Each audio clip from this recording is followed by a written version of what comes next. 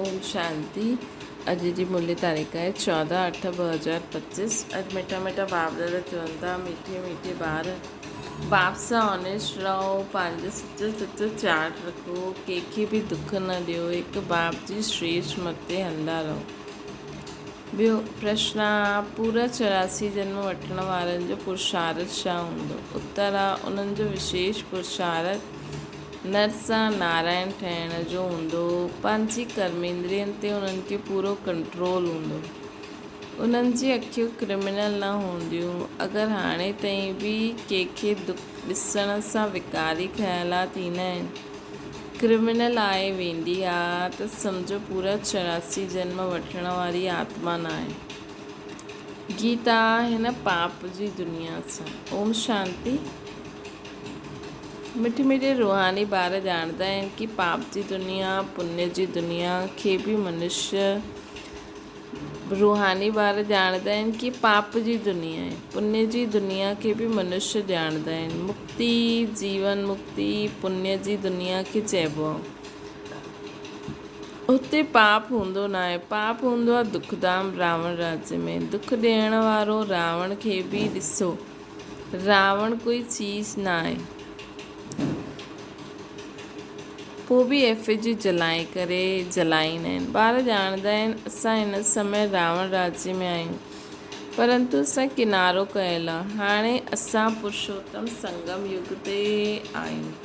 ॿार जॾहिं हिते ईंदा आहिनि त बुद्धि में रहंदो आहे कि असां बाप वटि वञूं था, मनुष्य खां देवता ठाहींदा। असां हुन बाप वटि वञूं था जो असांखे मनुष्य खां देवता ठाहींदा आहिनि, सुखधाम जो मालिक ठाहींदा आहिनि। सुखधाम जो मालिक ठाहिण वारो कोई ब्रह्मा न आहे, कोई बि देहधारी न आहे। उहो त आहे ई शिव बाबा, जंहिंखे देह न आहे। देह तव्हांखे बि न हुई, परंतु तव्हां वठी करे जनम मरण में ईंदा आहियो त सम्झंदा आहियो असां बेहद जे बाप वटि वेंदा आहियूं।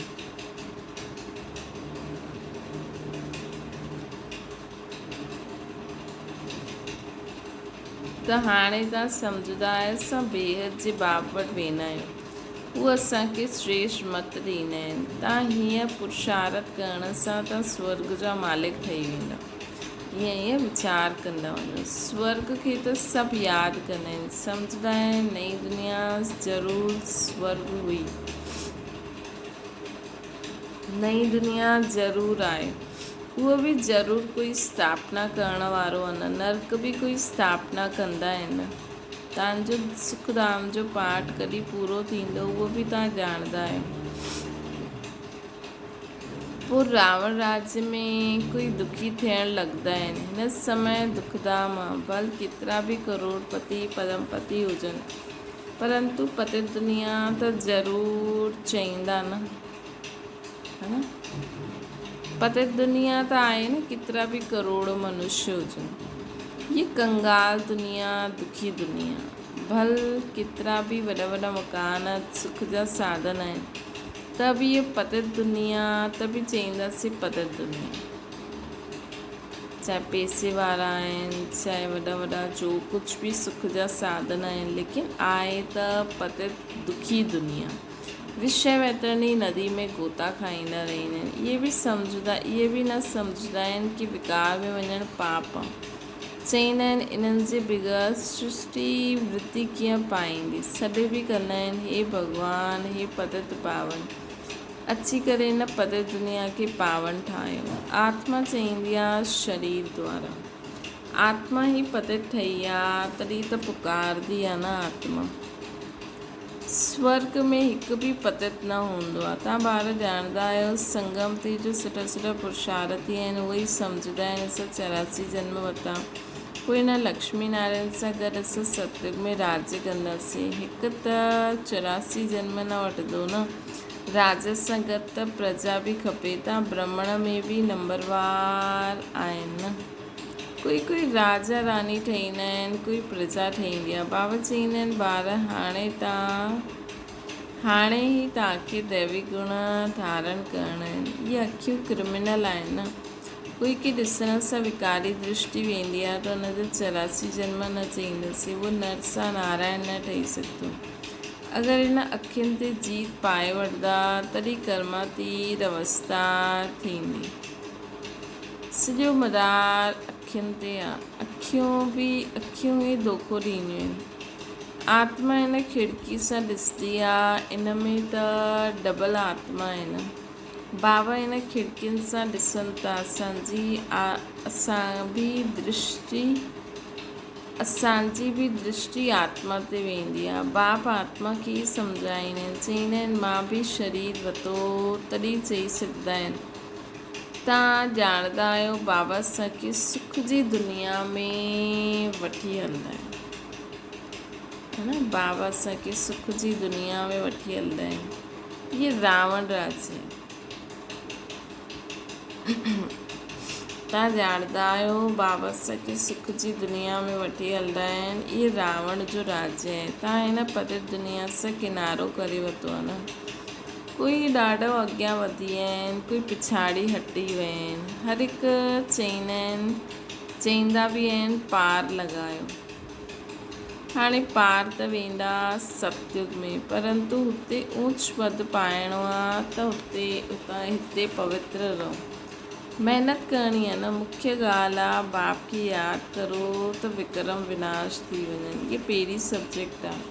तव्हां हाणे ॼाणंदा आहियो असां आत्मा एक्टर आहियूं। पहिरियों असां सुखधाम में आयासीं, पोइ हाणे दुखधाम में आया आहियूं। हाणे बाबा पोइ सुखधाम में वठी वञण लाइ आया आहिनि। चईंदा आहिनि मूंखे यादि करो त पावन ठहो। मूंखे यादि करो पावन ठहो। कोई खे बि दुख न ॾियो। हिकु ॿ खे दुख ॾींदा रहंदा आहिनि। कोई में काम जो भूत आयो, कोई में क्रोध जो हथु हलायो।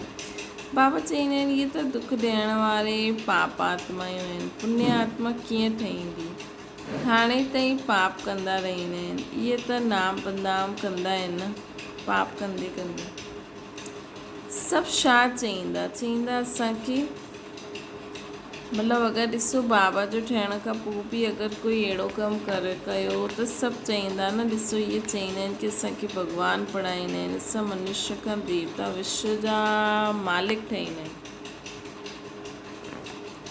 त इहे मालिक ठाहिण वारा पोइ अहिड़ो कमु कंदा आहिनि। इन करे बाबा चईंदा आहिनि रोज़ु राति जो पंहिंजे खे ॾिसो। अगरि सपूत ॿार आहे त चाट मोकिलियो। भले कोई चाट लिखंदा आहिनि, परंतु साथ में लिखंदा न आहिनि कि असां कंहिंखे दुख ॾिनो या इहा भूल कई। हीअं न लिखंदा आहिनि। भले कोई चाट लिखंदा आहिनि, परंतु साथ में इहा लिखित न आहे कि असां कंहिंखे दुख ॾिनो व इहा भूल कई। यादि कंदा रहनि ऐं कर्म उल्टो कंदा रहनि, इहा बि ठीकु न आहे। उल्टा कर्म कंदा आहिनि तॾहिं जॾहिं देह अभिमान में ईंदा आहिनि। इहे चक्र कीअं फिरंदो आहे। इहे त ॾाढो सहज आहे। हिकु ॾींहं में बि टीचर ठही सघंदा आहिनि कोई बि। बाबा तव्हांखे 84 जो राज़ सम्झाईंदा आहिनि, टीच कंदा आहिनि न। पोइ वञी करे हुन ते मनन करिणो आहे। असां 84 जन्म वरिता। हुन सिखाइण वारे टीचर सां दैवी गुण बि जास्ती धारण करे वठंदा आहिनि। कई ॿार बाबा सिद्ध करे बदिलाए सघंदा आहिनि। ॾेखारींदा आहिनि बाबा असांजो चार्ट ॾिसो।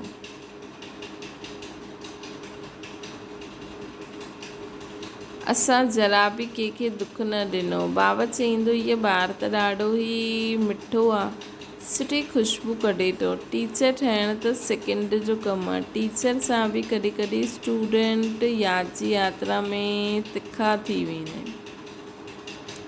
त टीचर सां बि ऊच पद पाए वठंदा आहिनि। छो जो यादि जी यात्रा सां पाप भस्म थींदा न, ओतिरी आत्मा पवित्र थी वेंदी आहे। बाबा त पुछंदा आहिनि कंहिंखे टीच कंदा आहियो। रोज़ु शिव जे मंदर में वञी करे टीच करो। अॼु बाबा शिव जे मंदरनि में वञी करे चवनि था टीच करो।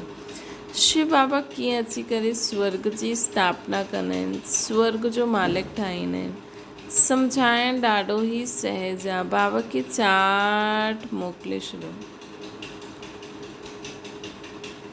बाबा खे चाट भेजे छॾियो। बाबा असांजी अवस्था अहिड़ी आहे। बाबा पुछंदा आहिनि ॿार कोई विक्रम त न कंदा आहियो न, क्रिमिनल आहे, उल्टो सुठो कमु त न कराईंदी आहे न, पंहिंजे मैनर्स कैरेक्टर ॾिसंदा आहिनि। चाल चलन जो सॼो मदार अखियुनि ते आहे। जीअं अखियूं साम्हूं वारे खे त असांखे त हिकु ई डायरेक्शन आहे, अखियुनि सां ॾिसो ई आत्मा खे। सभी आत्मायूं आहिनि, बसि बुरी सुठी न, सभी शुद्ध आत्मायूं आहिनि, सभी सुठी आत्मायूं आहिनि, सभी बाबा जा ॿार आहिनि।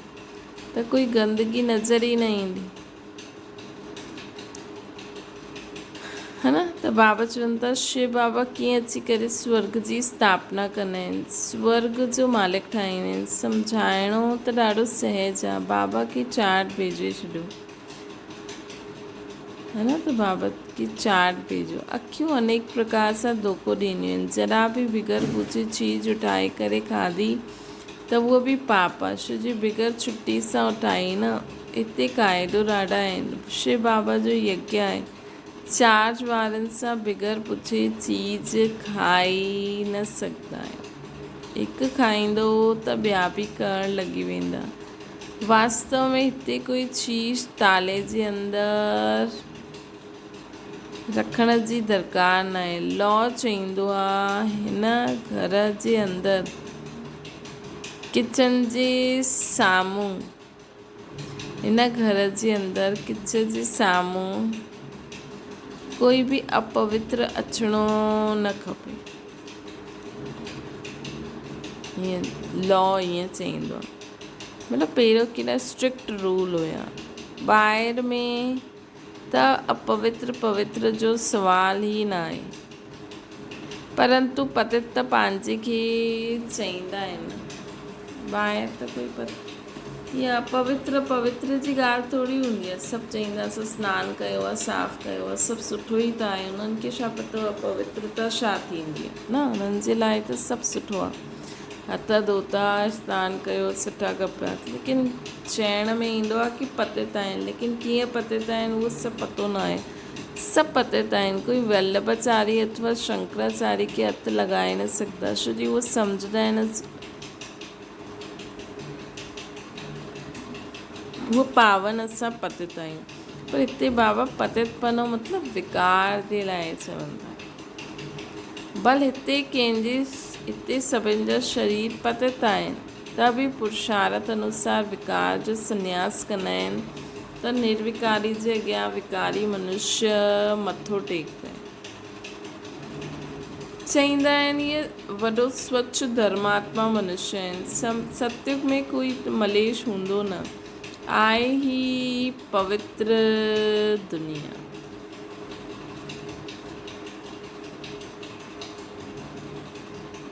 आहे ही पवित्र दुनिया।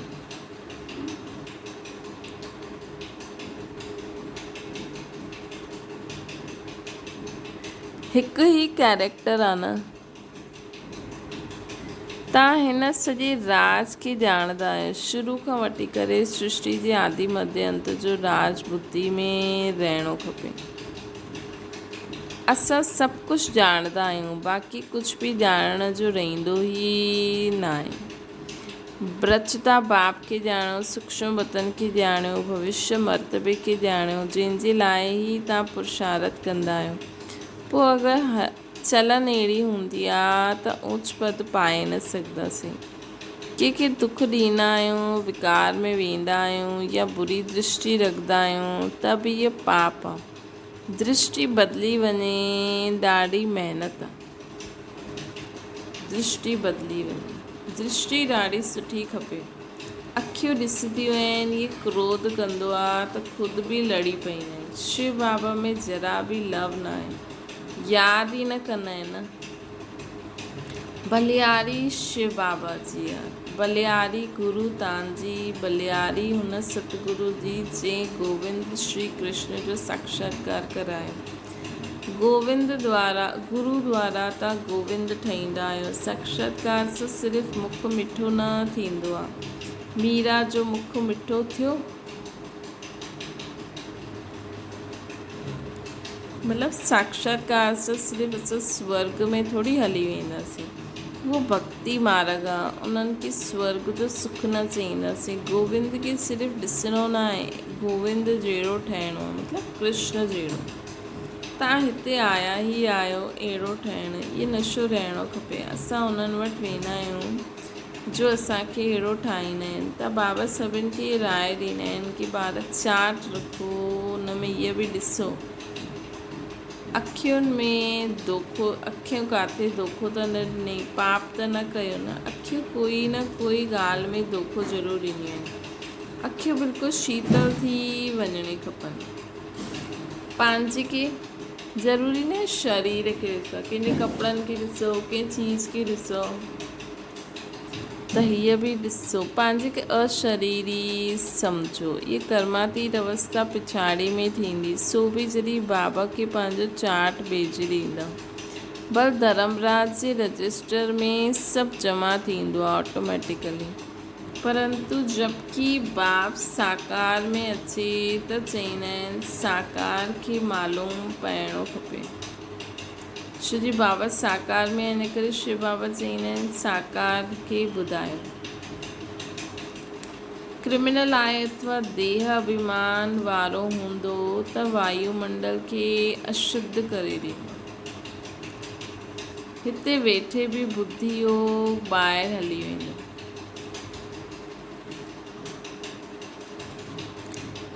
माया ॾाढो धोखो ॾींदी आहे। क्रिमिनल आहे अथवा देह अभिमान वारो हूंदो त वायुमंडल खे अशुद्ध करे ॾींदो।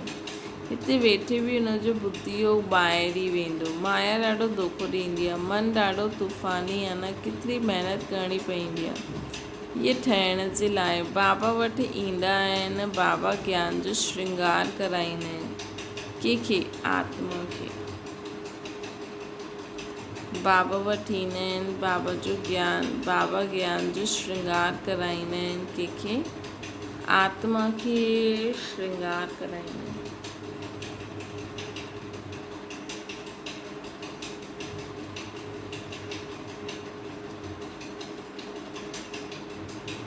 त शिव बाबा असांजी आत्मा खे श्रृंगार कराईंदा आहिनि।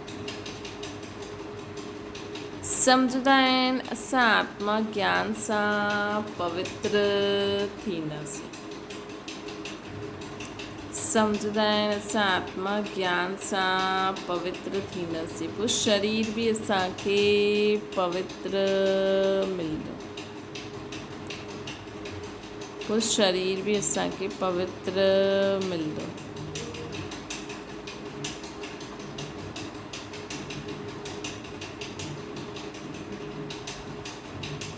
आत्मा और शरीर ॿई पवित्र सतयुग में ई हूंदा आहिनि। पोइ अधु कलाक पोइ रावण राज्य शुरू थींदो आहे। मनुष्य चईंदा भॻवान ईअं छो कई, इहा अनादि ड्रामो ठहियलु आहे न, भॻवान थोरी कुझु कई।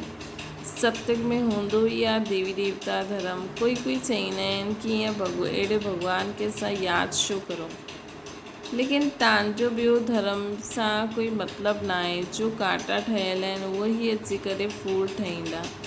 सतयुग मनुष्य चईंदा आहिनि छा भॻवानु सिर्फ़ु भारतवासियुनि खे स्वर्ग में वठी वेंदो। असां इहे मञंदा न आहियूं। भॻवान खे बि ॿ अखियूं आहिनि छा?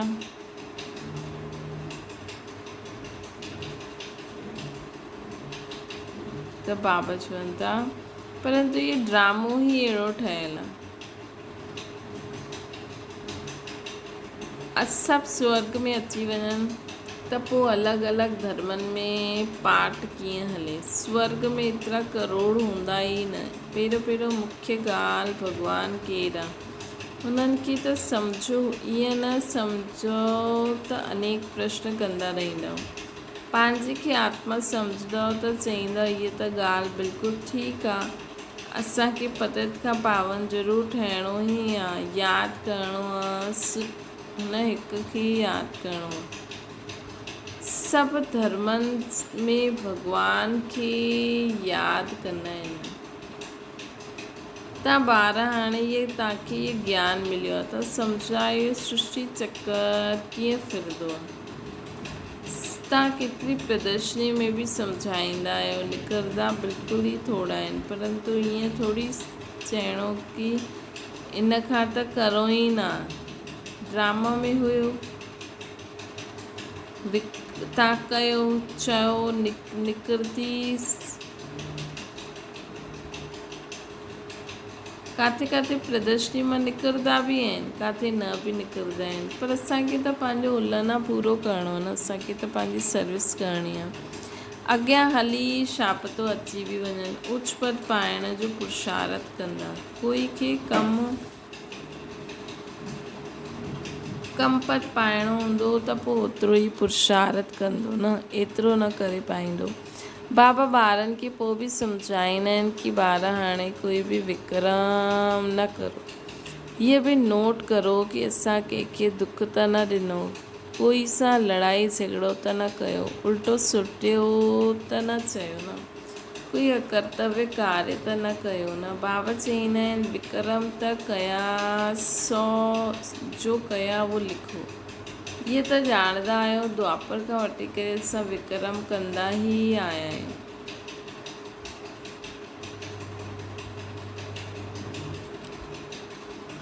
द्वापर खां वठी करे असां विक्रम कंदा ई आया आहियूं, इहे त सम्झो।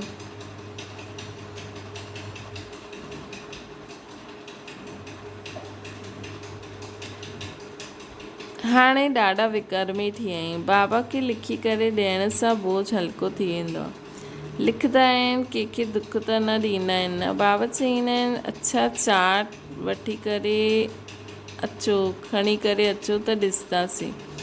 बाबा सॾु बि अहिड़ा ॿारनि खे कंदा आहिनि, बाबा सॾु बि अहिड़े सुठे ॿारनि खे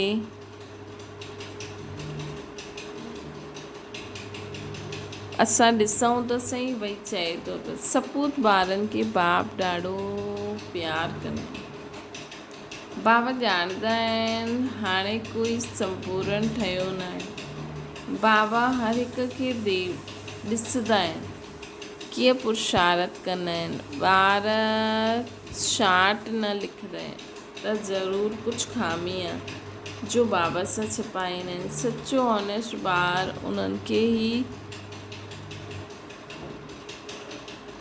सम्झंदा जो चाट लिखंदा। चाट सां गॾु पोइ मैनर्स बि सुठी खपे। अच्छा मीठी मीठी सिकील ते ॿारनि प्रति माता पिता बाप दादा जो यादि प्यार ऐं गुड मॉर्निंग। रूहानी बाप जी सभिनि रूहानी ॿारनि खे नमस्ते।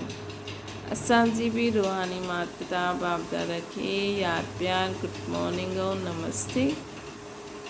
धारणा जे लाइ मुख्य सार, स्वयं जो बोझ हल्को करण लाइ जो बि विक्रम थिया उहो बाप खे लिखी ॾियण आहे।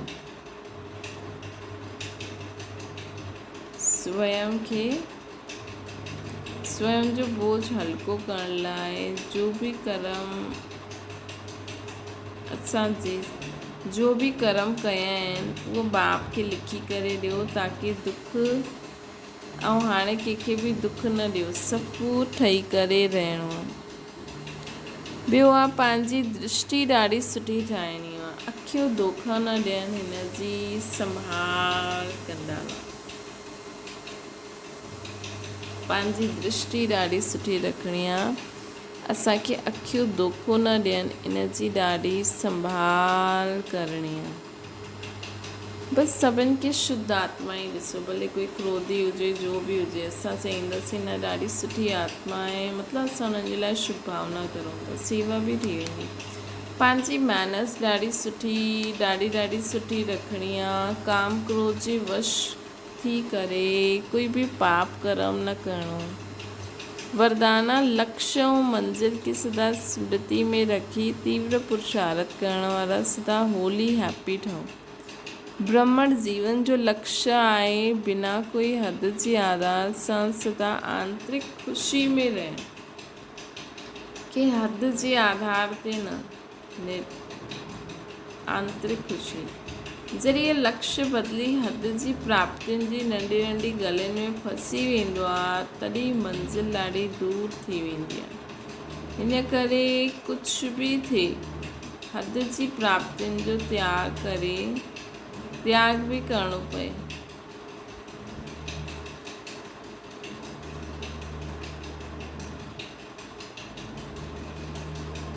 त्याग भी करणो पए।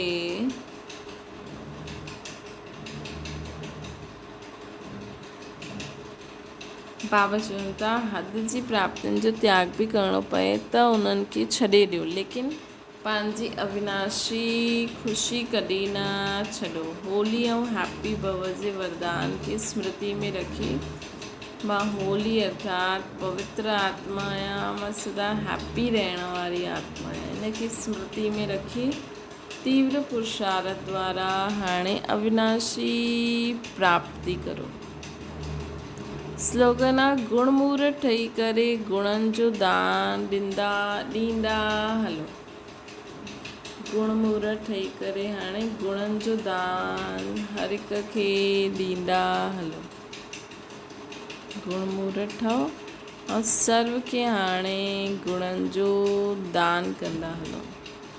इहा ई सभिनि खां वॾी सेवा आहे। अव्यक्त इशारो मास्टर नॉलेजफुल मास्टर सर्वशक्तिवान जी स्टेज ते स्थित रही भिन्न भिन्न प्रकार जी क्यू सां निकिरी बाप सां गॾु सदा मिलन मल्हाइण जी लग्न में पंहिंजी समय खे लॻायो। मास्टर नॉलेजफुल मास्टर सर्वशक्तिवान जी स्टेज ते स्थित थी करे भिन्न भिन्न प्रकार जी क्यू सां निकिरी वञो।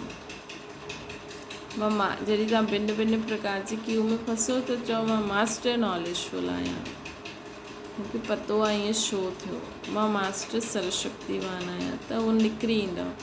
बाप सां गॾु गॾु मिलन मल्हाइण जे लग्न में पंहिंजे समय खे लॻायो। लवलीन स्थिति में रहो त सभु ॻाल्हियूं शो शाह में पओ ई न, सभु कुझु बाबा खे ॾेई करे बाबा जे प्यार में लवलीन रहो त सभु ॻाल्हियूं सहज समाप्त थी वेंदियूं।